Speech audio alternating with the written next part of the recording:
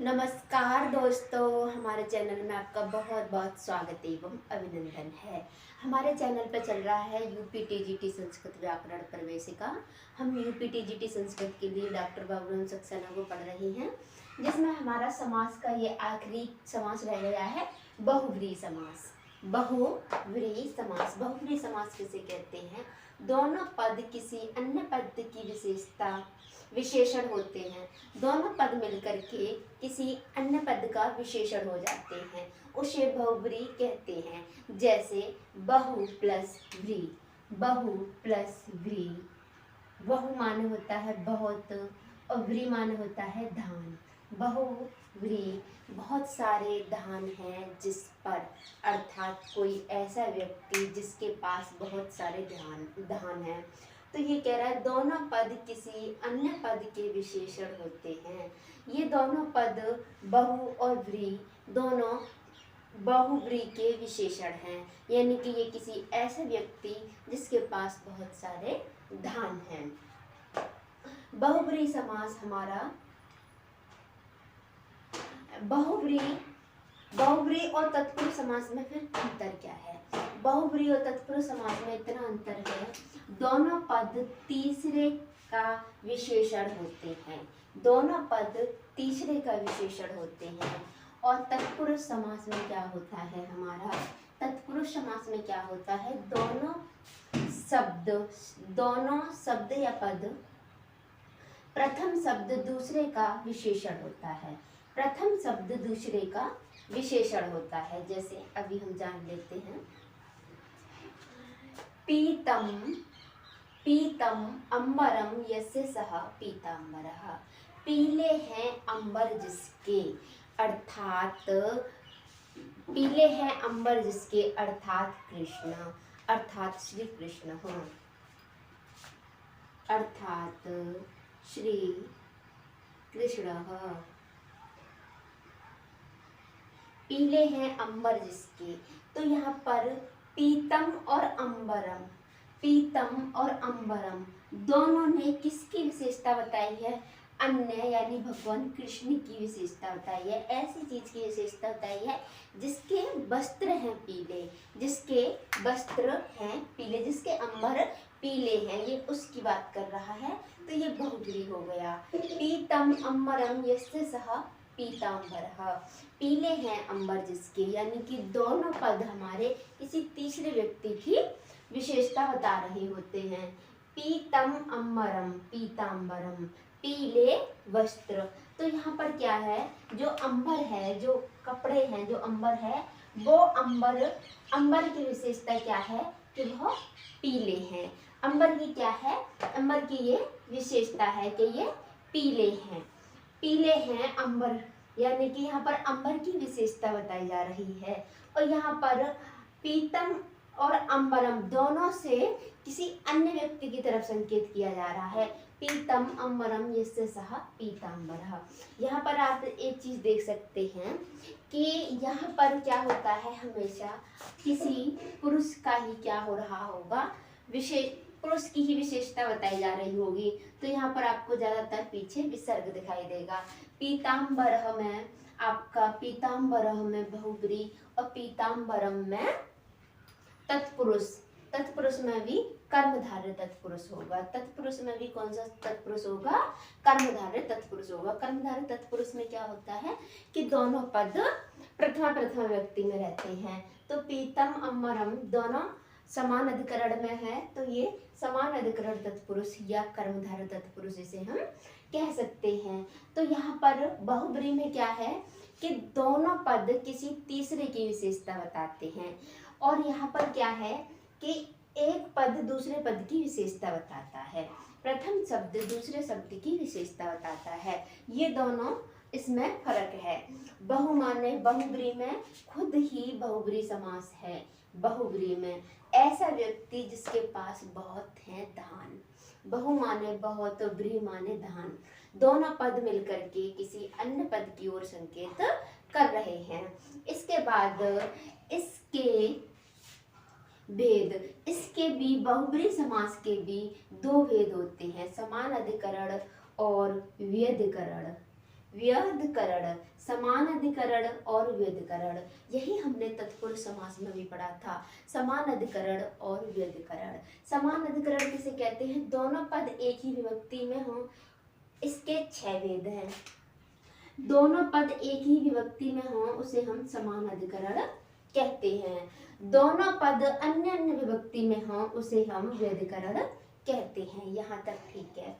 अब वहां पर तत्पुरुष में क्या था कि तत्पुरुष में समान अधिकरण का केवल एक ही भेद था, वह था कर्मधारय, जिसके दोनों पद प्रथमा प्रथम होते हैं।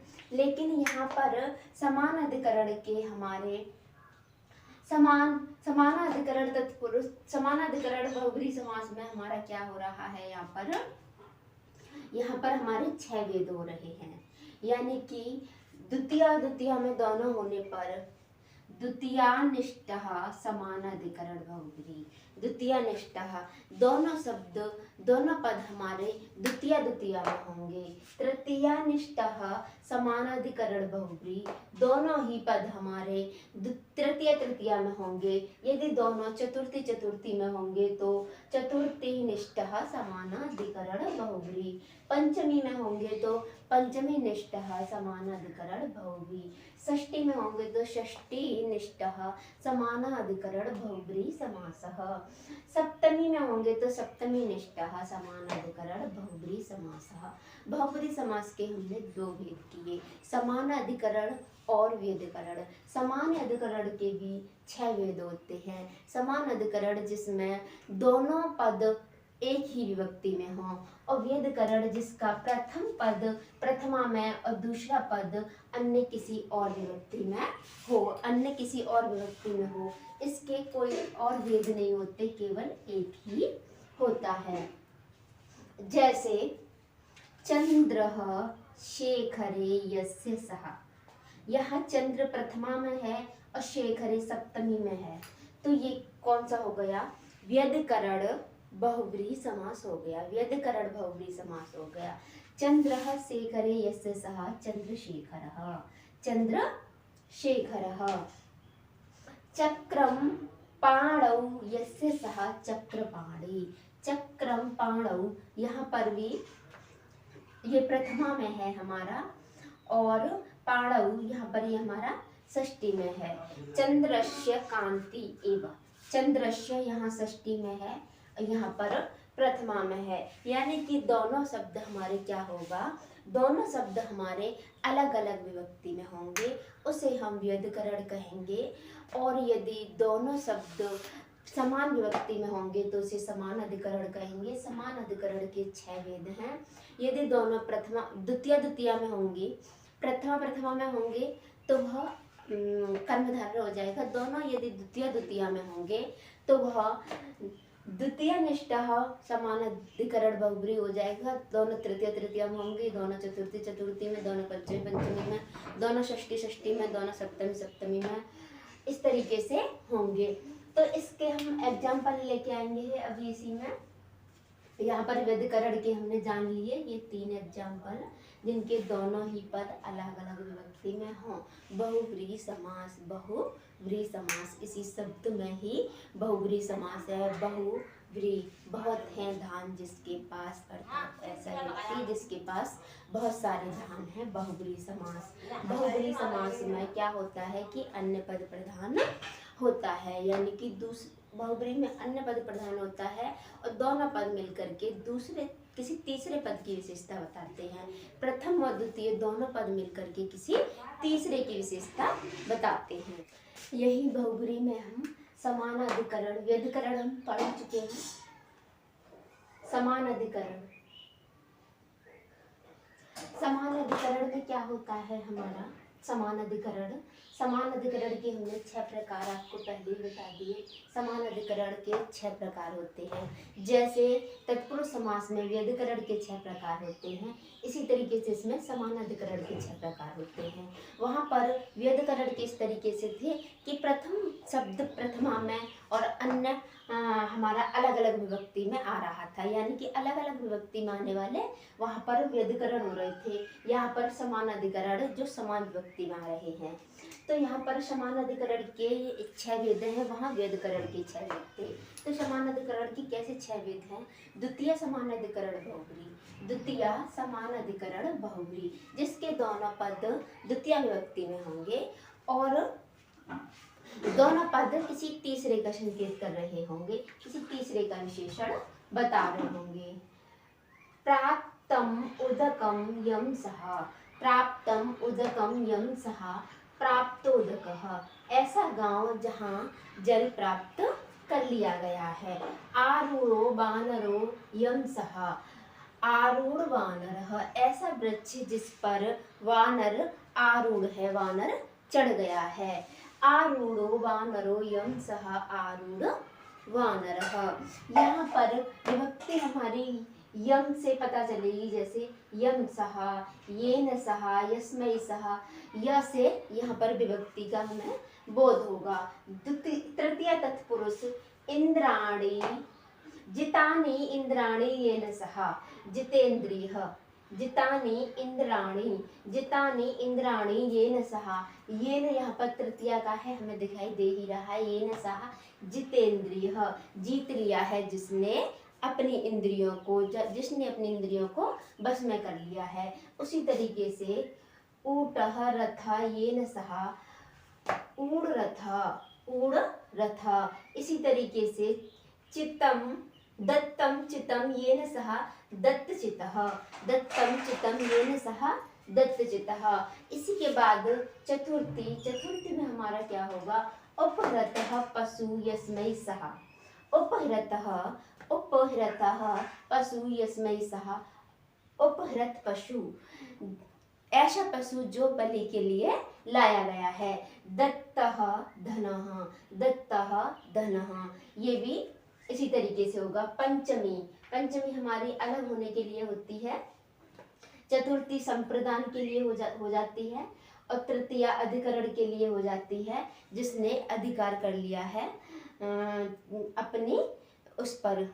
तृतीया करण कारक, तृतीया करण कारक, जिसने क्या से, जिसने अपनी इंद्रियों पर कर लिया है अधिकार। पंचमी, पंचमी यहाँ पर हमारे अलग होने के लिए उद्घृतम ओदनम यस्या सा, ऐसा बटलू, ऐसी थाली जिससे ओदन निकाल लिए गए हैं, यानी चावल निकाल लिए गए हैं। उद्घृतोदना, उद्घृत ओदनः, निर्गतम, निर्गतम धनः यस्मात् सः निर्धनः, निर्गतम बलम यस्मात् सः निर्बलः, निर्बलः, यहाँ पर अलग हो रहा है अपादान। इसी तरीके से षष्ठी तत्पुरुष पीतम अम्बरम यस्य सह पीताम्बरः, महान्तौ बाहु यस्य सह महावायु, बाहु जिसकी भुजाओं में बल है। लंब कड़ह चित्रभू, चित्रभू बहुत पूछा जाता है, चित्रभू। इसके बाद सप्तमी वीरा, वीरा पुरुषा यस्मिन् सह वीर पुरुषः, ऐसा गांव जहाँ पर वीर पुरुष रहते हैं, ऐसा गांव जहाँ पर वीर पुरुष रहते हैं। तो इन सब से हमारा अन्य पद का अर्थ निकल रहा है, किसी दोनों पद मिलकर किसी तीसरे की विशेषता बता रहे हैं। यहाँ पर यम जिस विभक्ति का बोध करा रहा होगा, यम जिस विभक्ति का यह शब्द है, ये जिस विभक्ति का बोध करा रहा होगा, यम, येन, यस्मात्, यस्मात्, यस्मिन्, इस तरीके से शब्द आपको यस्मै, यस्मात्, यस्मिन्, यस्याः, यस्य, इस तरीके से आपको यह, यम, येन, यह, यम, येन, यस्मै, यस्मात्, यस्य, यस्मिन्, इस तरीके से आपको इसके रूप देखने को मिलेंगे। तो यहाँ पर हमने क्या देखा कि जहाँ द्वितीय दिखा रहा हो वहाँ पे द्वितीय का अर्थ होगा। हम वैसे इसका अर्थ जान के भी निकाल लेते हैं। द्वितीय प्राप्तम उदकम यम सह, प्राप्त कर लिया है जल को, यहाँ कर्म हो रहा है, तो वैसे भी हम द्वितीय इसका अर्थ निकाल लेंगे। जितानी इंद्राणी ये न सह जितेंद्रिय, जीत लिया है अपनी इंद्रियों को जिसने, से किससे, उसने अपनी इंद्रियों को बस में कर लिया, जीत लिया है। चतुर्थी उपरतः पशु यस्मै सहा, उपहृत पशु, ऐसा व्यक्ति जिसके लिए, पशु के लिए यहाँ पर हो ही रहा है। उदहृतम ओदनम यस्याह सहा, ओदन चावल उससे थाली से अलग हो रहे हैं। पीतम अम्बरम, पीत और अम्बर यहाँ पर संबंध है दोनों का। और वीरा पुरुषा यस्मिन सहा वीर पुरुषः, वीर पुरुष है जिसमें, वीर पुरुष है मैं पेपर, वीर पुरुष है जिसमें वह वीर पुरुष है। ऐसा गांव, ऐसा स्थान, ऐसी जगह जहाँ पर वीर पुरुष रहते हैं। तो यहाँ पर हमने समान अधिकरण व्यधिकरण को जाना। व्यधिकरण जिसमें प्रथम पद प्रथम व्यक्ति में और अन्य पद अन्य विभक्ति में होते हैं, जैसे चंद्रः शेखरे यस्मिन् सह चंद्रशेखरः। इस तरीके से हमने चंद्रः कांति यस्मै सह चंद्रकांतः, यानी कि ये प्रथम हमारा अलग में होगा, प्रथम पद हमारा प्रथमा में होगा और द्वितीय पद होगा वो हमारा अन्य विभक्ति में होगा, इससे अन्य किसी भी विभक्ति में हो जाएगा। और समान अधिकरण में दोनों पद प्रथमा में, दोनों द्वितीय में, तो दोनों तृतीय, दोनों एक ही विभक्ति में होंगे, जिनके एग्जाम्पल हम यहाँ दे चुके हैं। और व्यधिकरण के एग्जाम्पल हम इससे पहले दे चुके हैं, यहीं पर हम और पढ़ेंगे, यही हम बहुब्रीहि समास को समाप्त करेंगे। इससे पहले हमारा प्राकथन हो गया है, प्राकथन को हमने बहुत अच्छे से पढ़ लिया है। उसके बाद हमने संधियों को बहुत डिटेल में पढ़ लिया है, हमने कारक को पढ़ लिया है और हम शब्द रूप भी साथ साथ में पढ़ते जा रहे हैं। और समास की भी, ये हमारा आज समास भी खत्म हो जाएगा। इसके बाद हम दो चीज और पढ़ेंगे इसमें, व्याकरण में थोड़ा सा हम प्रत्यय का ज्ञान करेंगे और थोड़ा सा अलंकार का, थोड़ा सा प्रत्यय का डिटेल में नहीं, कभी कभी सामान्य से कुछ पूछ लिए जाते हैं। प्रत्यय तो कहीं से भी पूछ लेता है, गद्यांश से टॉपिक आ जाता है कि इसमें यहाँ पर जैसे बने चरम में यहाँ पर कौन सा प्रत्यय है, कि क्राता अर्जुनियम में कौन सा प्रत्यय है, इस तरीके के क्वेश्चन पूछ लिए जाते हैं। तो वहाँ हम आपको जब साहित्य पढ़ाएंगे वहाँ भी कराते जाएंगे, पर थोड़ा सा ज्ञान हम प्रत्यय और अलंकार का, पिछली बार अलंकार का उत्प्रेक्षा अलंकार का एक क्वेश्चन पूछ लिया गया था। उत्प्रेक्षा अलंकार का कभी कभी अलंकार भी पूछ लेता है, लेकिन ज़्यादा नहीं, एक क्वेश्चन आ सकता है, ये ज़्यादा से ज़्यादा दो क्वेश्चन आ सकते हैं, नहीं एक क्वेश्चन, और प्रत्यय से भी एक या दो क्वेश्चन बन सकते हैं। बाकी हमारा प्राकथन, संधि समास कारक, ये हमारे मूल है। संधि समास कारक, शब्द रूप धातु रूप, अभी हमने धातु रूप को भी नहीं पढ़ा है, पर शब्द रूप हमारा चल रहा है। शब्द रूप में हमने राम के रूप पढ़ लिए हैं, राम के बाद हमने राधा के पढ़ लिए हैं, कवि के पढ़ लिए हैं, पति के पढ़ लिए हैं और सखी के पढ़ लिए हैं। अभी हम इसी तरीके से रूप पढ़ते जाएंगे। तो अभी देखते हैं हम इससे तत्पुरुष समास में नंग तत्पुरुष, इसमें क्या होता है कि यदि न के बाद अस धातु आ जाए, न के बाद अस धातु आ जाए, या प्राद उपसर्ग के बाद कोई धातु आ जाए, यानी कि उपसर्ग के बाद कोई धातु आ जाए, या अस धातु न के साथ में आ जाए, तो यहाँ पर क्या हो जाता है, प्रथम का विकल्प से लोप हो जाता है, प्रथम का विकल्प से लोप हो जाता है। जैसे ना को हम आ मान लें, आ कह लो, या तो ना आ कह लो, ना भी निषेध के लिए होता है, आ भी निषेध के लिए होता है। अविद्यमानः पुत्रः यस्य सः, अविद्यमानः पुत्रः यस्य सः, तो यहाँ पर अश धातु है, आ प्रारंभ में आ है या ना है, अविद्यमान पुत्र यस्य सः अपुत्रः या अविद्यमान पुत्रः, शब्द होना चाहिए था अविद्यमान, अविद्यमान पुत्रः, अविद्यमान पुत्रः, यहाँ पर क्या हो जाएगा, अपुत्रः, अपुत्रः, इस सब का लोप हो जाएगा, इतने का, तब बन जाएगा अपुत्रः। इसी तरीके से उत्कंदरः, उत्कंदरः। तो यहाँ पर कंदर कंद धातु है और उत उपसर्ग है, उद उद उपसर्ग है, उद उपसर्ग है। तो उदकंदरः या बनेगा आपका उदगत कंदरा, उदगत कंदरा।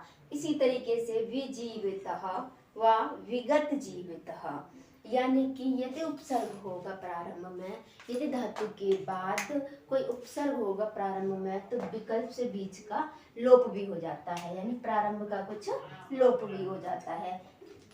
इसके बाद एक है यहाँ पर आपके बाबूराम कक्षा नाम दिया है, सह तृतीयांत संज्ञक हो। सह तो तृतीयांत संज्ञक होता ही है, जिसमें यही एक एग्जाम्पल है आपका, सीतया सह इति ससीतः। सीतया, यहाँ इस एग्जाम्पल को बहुत ज्यादा पूछ लेता है कि यहाँ पर कौन सा समास है। इसके बाद यदि प्रथम पद पुल्लिंग से बना हुआ स्त्रीलिंग शब्द हो, प्रथम शब्द हमारा पुल्लिंग से बना हुआ स्त्रीलिंग शब्द हो, जैसे रूपवद रूपवती, सुंदर सुंदरी, किंतु उकारांत ना हो, दूसरा शब्द स्त्रीलिंग हो, पहला शब्द कैसा हो, स्त्रीलिंग शब्द हो पर पुल्लिंग से बना हुआ स्त्रीलिंग हो, और दूसरा हमारा स्त्रीलिंग शब्द हो। तो प्रथम शब्द हमारा स्त्रीलिंग को हटा करके पुल्लिंग हो जाता है, किंतु उकारांत ना हो। कहने का मतलब ये है कि पूर्व पद स्त्रीलिंग पद हो किंतु पुल्लिंग से बना हुआ स्त्रीलिंग हो, और उत्तर पद हमारा कैसा हो, स्त्रीलिंग ही हो। तो वहां पर क्या होगा, स्त्रीलिंग का जो पूर्व पद स्त्रीलिंग का है वह पुल्लिंग हो जाएगा, किंतु उकारांत ना हो, किंतु उकारांत ना हो। जैसे रूपवती भार्या यस्य सह रूपवद भार्या, रूपवती भार्या यस्य सह रूपवद भार्या। जैसे चित्रा गवा यस्य सह चित्रगु, जरद भार्या जरद भार्या। यहाँ पर कुछ शब्द गिनाए गए हैं, यहाँ पर ऐसा नहीं होता है। प्रथम शब्द किसी का नाम हो, प्रथम शब्द पूर्णी संख्या हो, प्रथम शब्द किसी के अंग का नाम हो, प्रथम शब्द किसी जाति का नाम हो, तो यहाँ पर स्त्रीलिंग का पुल्लिंग नहीं होगा। जैसे दत्ता भार्या, दत्ता यहाँ पर किसी का नाम है, दत्त भार्या नहीं होगा, दत्ता भार्या। पंचमी भार्या, पांचवी है भार्या जिसकी, पंच भार्या नहीं, पंचमी भार्या। सुकेशी भार्या, स्वकेश भार्या नहीं, स्वकेशी भार्या। इसी तरीके से शुद्रा भार्या, शुद्र भार्या नहीं, शुद्रा भार्या। यानी कि किसी का नाम हो, पूर्णी संख्या हो, किसी के अंग का नाम हो व जाति का नाम हो, तो यहाँ पर पुल्लिंग का स्त्रीलिंग नहीं होगा। किंतु यहाँ पर हो रहा था, यहाँ पर क्या हो रहा था हमारा, यदि स्त्रीलिंग प्रथम शब्द पुल्लिंग से बना स्त्रीलिंग हो, प्रथम शब्द पुल्लिंग से बना स्त्रीलिंग शब्द हो, और दूसरा जो पद है वह स्त्रीलिंग हो किंतु उकारांत ना हो, तो वो स्त्रीलिंग पुल्लिंग हो जाएगा। किंतु प्रथम शब्द किसी का नाम हो, पूर्णी संख्या हो, किसी के अंग का नाम हो, जाति का नाम हो, तो नहीं होगा। यहाँ पर शह तृतीयांत अर्थ में आए, जैसे सीतया सह इति ससीता। यही एग्जाम्पल है, केवल इसके लिए मैं यही वाला एग्जाम्पल इतना देख लेना है। इसके बाद यदि कोई उपसर्ग हो, यदि कोई उपसर्ग हो, यदि कोई उपसर्ग हो या आ या ना, इसके बाद उपसर्ग इसके बाद धातु आए, तो क्या हो जाएगा, यहाँ पर पूर्व का लोप हो जाता है विकल्प से। उदकंदरः, उदगतकंदरः या उदकंदरः, विगत जीवतः व विजीवितः। तो बस यहाँ पर इतना ही है और कुछ नहीं है। यहाँ पर हमें क्या देखना है कि कहीं कहीं ये वाला एग्जाम्पल अपुत्रः या अविद्यमान पुत्रः, ऐसा व्यक्ति जिसका पुत्र विद्यमान नहीं है। तो यहाँ पर क्या है, ये वाला एग्जाम्पल आपको बहुत ज्यादा देख लेना है। जो कि बहुत ज़्यादा एग्जाम्पल पूछा जाता है। ये कहाँ होता है? बहुब्रीहि समास में होता है। तो यहीं पर बहुब्रीहि में एक दो और रह गई हैं, अभी हम जान लें। बहुब्रीहि में यहाँ पर कुछ स्थान हैं जहाँ पर भी हमारा बहुब्रीहि समास होता है। यदि समास के अंत में इन प्रत्यय हो, यदि समास के अंत में इन आवे, यदि समास के अंत में इन आवे, स्त्रीलिंग बनाना चाहते हैं तो कब जुड़ जाएगा, और यदि पुल्लिंग बनाना चाहते हैं तो इच्छा पर निर्भर करता है, यानी कि यहाँ विकल्प से होता है। यानी कि समास के अंत में यदि इन प्रत्यय जुड़ा हो, समास के अंत में इन आ रहा हो, तो उसे स्त्रीलिंग बनाना चाहते हैं तो इच्छा से उसे कब जोड़ सकते हैं, और यदि पुल्लिंग बनाना चाहते हैं तो जोड़े न जोड़े अपनी इच्छा पर निर्भर करता है। जैसे कि वह दंडिनः यस्यां सा बहुदंडिका, बहुदंडिका। तो यहाँ पर जोड़ना ना जोड़ना इच्छा पर निर्भर करता है। बहुदंडिका स्त्रीलिंग हमने इसको बना दिया। बहुदंडिकः और बहुदंडिका दोनों ही, बहुदंडिकः बोलेंगे तो बहुत दंडियों वाला, बहुदंडिका स्त्रीलिंग बहुत दंडियों वाला, ऐसा स्थान जहाँ पर बहुत सारे दंडे हैं। बहुदंडिको ग्रामम, वह बहुदंडी ग्रामः, दोनों ही रूप बन सकते हैं। यानी कि हम ये कह सकते हैं कब जोड़ना न जोड़ना इच्छा पर यहाँ निर्भर करता है। यदि स्त्रीलिंग बनाना हो तो कब जोड़ सकते हैं, और यदि कब मतलब पीछे यहाँ पर इस तरीके का दिखाई देगा, जैसे बहुदंडी ग्रामः। इसके बाद और भी कुछ स्थान हैं जहाँ पर ये कह रहा है उत्तर पद में यदि ई कारांत, यदि नदी संज्ञक, नदी संज्ञा वाले, नदी संज्ञा में हमारा ई कारांत उकारांत, ईकारांत उकारांत स्त्रीलिंग शब्द व ह्रस्व रीकारांत तो कब जुड़ता है, तो क्या होता है कब जुड़ता है। जैसे ईश्वरः, तो ईश्वर में क्या है हमारा ईकारांत है, कर्ता यस्य सः ईश्वर कर्तृकः, ईश्वर कर्तृकः। यहाँ पर क्या है कर्तृ शब्द था और यहाँ पर कब जुड़ के कर्तृकः हो गया। ऐसे ही अन्नम धात्रः यस्य सः, यहाँ ऋकारांत है, अन्नम धात्र यस्य सः अन्नधात्रकः, अन्य धात्रकः, यहाँ पर आपको कह दिखाई देगा। सुशीला माता यस्य सः सुशील मात्रकः, रूपवती स्त्री यस्य सः रूपवती स्त्रीकः। यानी कि हम ये कह सकते हैं कि यदि उत्तर पद ईकारांत उकारांत या ऋकारांत हो तो वहाँ पर कब जुड़ जाता है। जैसे सुंदरी वधू, सुंदरी वधू, सुंदरी वधू, सुंदरी वधू। जैसे सुंदरी वधू यस्य सः सुंदर वधूकः, सुंदर वधूकः। यहाँ पर उत्तर पद में आपको ये ऋकारांत है, ये भी ऋकारांत है, ये भी ऋकारांत है, ये यहाँ पर ईकारांत है, ये उकारांत है। क्या क्या होना चाहिए उत्तर पद में हमारा ऋकारांत, ईकारांत, उकारांत। ईकारांत उकारांत स्त्रीलिंग के होने चाहिए तो वहाँ पर नित्य कप जुड़ जाता है। उसके बाद ये दो शब्द हैं, ये दो शब्द उत्तर में आए तो कप नित्य जुड़ जाता है। उरस और सर्पिस, उरस और सर्पिस शब्द यदि उत्तर में आए तो नित्य कप जुड़ जाता है। यानी कि यही वाला काम कर रहा है। ये कह सकते हैं ईकारांत उकारांत ऋकारांत उरस सर्पिस ये शब्द उत्तर में आए तो यहाँ पर कप जुड़ जाता है। जैसे व्यूढ़म उरो यस्य सः व्यूढ़ उरकः, जिसकी छाती चौड़ी है। प्रियम सर्पी यस्य सः प्रिय सर्पकः। यहाँ पर क्या हुआ है, यहाँ पर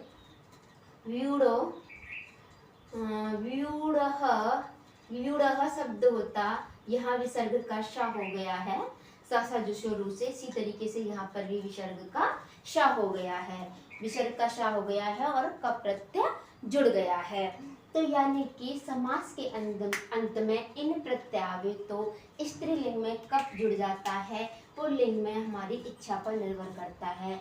उसके बाद नदी संज्ञक शब्द यानी ईकारांत, उकारांत, रीकारांत आए और उरस, सरपिस, ये शब्द हमारे उत्तर में आए, किसी समास के उत्तर में आए तो यहाँ पर कप प्रत्यय जोड़ देते हैं। कप यानी कि अंत में कह जोड़ देते हैं, कह जोड़ देते हैं, कह जोड़ देते हैं। ईश्वर कर्तकः, अन्य धात्रकः, सुशीला मात्रकः, सुशीला मात्रकः, रूपवती स्त्रियकः, रूपवती स्त्रियकः, सुंदर वधुकः, सुंदर वधुकः, व्यूढ़ोस्करः, प्रिय सर्पिष्कः।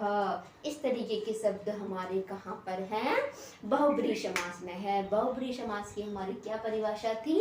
अन्य पद प्रधान, यानी कि दोनों पद किसी तीसरे का विशेषण बताते हैं।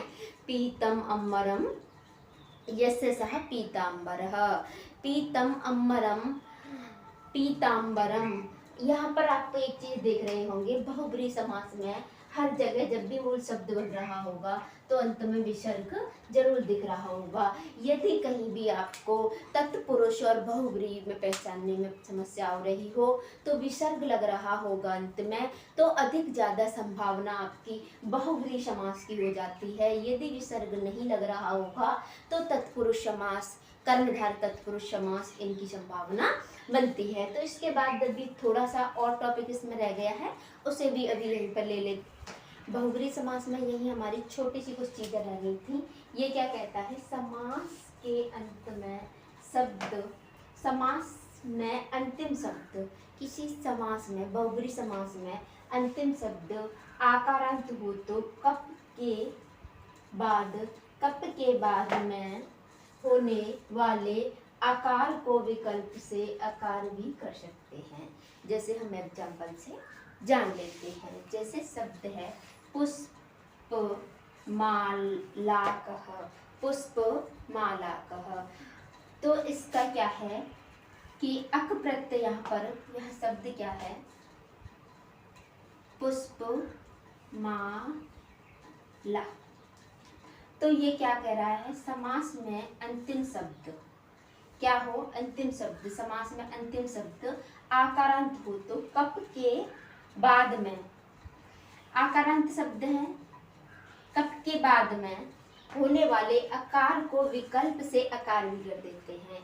यानी कि अब ये क्या हो गया? कप जुड़ गया, इससे पूर्व में आकार है तो इसे आकार भी कर सकते हैं, यानी कि इस डंडे को हटा भी सकते हैं। पुष्पमालकः या पुष्पमालः, ये तो है हमारा कप के बिना, कप के बिना ये हमारा आकार का, आकार का आकार कर दिया है और ये हमारा वैसा का वैसा ही है। यानी कि बहुब्रीहि समास में यदि अंतिम में आकार आ रहा हो, उसके बाद क्या हो रहा हो? कप प्रत्यय जुड़ रहा हो, तो क्या होगा? आकार का आकार भी विकल्प से कर सकते हैं। बस इतनी सी बात। इसके बाद दूसरा कह रहा है, जब बहुब्रीहि समास में अन्य नियम के अनुसार कोई विकार ना हुआ हो तो, बहुब्रीहि समास में जो नियम हुए हैं उनके अनुसार इसमें कोई विकार ना हो रहा हो तो उसमें इच्छा से, विकल्प से, अपनी इच्छा के अनुसार, इच्छा से अपनी इच्छा के अनुसार कप जोड़ सकते हैं, अपनी इच्छा के अनुसार कप जोड़ सकते हैं। जैसे उदात्तम मनः यस्य सः, उदात्त मनस्कः या उदात्त मनः, महायशस्कः महायशा। यानी कि हमने दो चीज यहाँ पर देखी। एक चीज देखी हमने, यदि अंत में आकारांत आ रहा हो, उसके बाद कप प्रत्यय जुड़ रहा हो तो उससे पहले वाले आकारांत का आकारांत भी कर सकते हैं। इसके बाद यदि बहुब्रीहि समास के अन्य नियमों से कोई परिवर्तन ना हो रहा हो तो यहाँ पर भी विकल्प से हम क्या कर सकते हैं, कब जोड़ सकते हैं। बहुब्रीहि समास में हमेशा हमें क्या दिखाई देगा, पीछे विसर्ग ही दिखाई देगा और वह दोनों पद किसी अन्य पद की विशेषता बता रहे होंगे, वह दोनों पद किसी अन्य पद की विशेषता बता रहे होंगे। तो यहाँ पर हमने अब समास को पूरा कर लिया है। यह हमारी समास की आज अंतिम क्लास है और अंतिम क्लास यहाँ पर हम समास पूरा कर चुके हैं। अब हम थोड़ा सा यहाँ पर यदि पढ़ेंगे तो अलंकार, अब हम शब्द रूप धातु रूप ज़्यादा पढ़ेंगे, शब्द रूप और धातु रूप ज़्यादा पढ़ेंगे। तो अभी के लिए बस इतना ही। नमस्कार।